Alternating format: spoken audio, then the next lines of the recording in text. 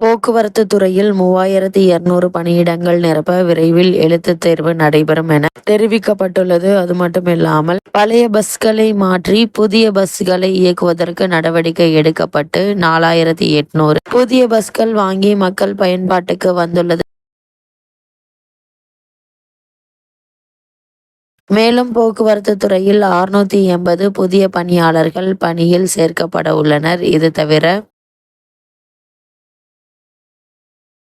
டிரைவரில் கண்டக்டர்கள் என 3200 பணியிடங்களை நிரப்ப விரைவில் எழுத்து தேர்வு நடக்க இருக்கிறது. தேர்வில் அதிக மதிப்பெண்கள் பெறுவதற்கு நேர்முக தேர்வு நடத்தப்பட்டு பணியமர்த்தப்படுவார்கள். இதன் மூலம் போக்குவரத்து துறை சீரமைக்கப்பட்டு வருகிறது. கடந்த காலத்தில் பாக்கி இருந்த தொகையும் படிப்படியாக வழங்கப்படுகிறது என கூறியுள்ளார்.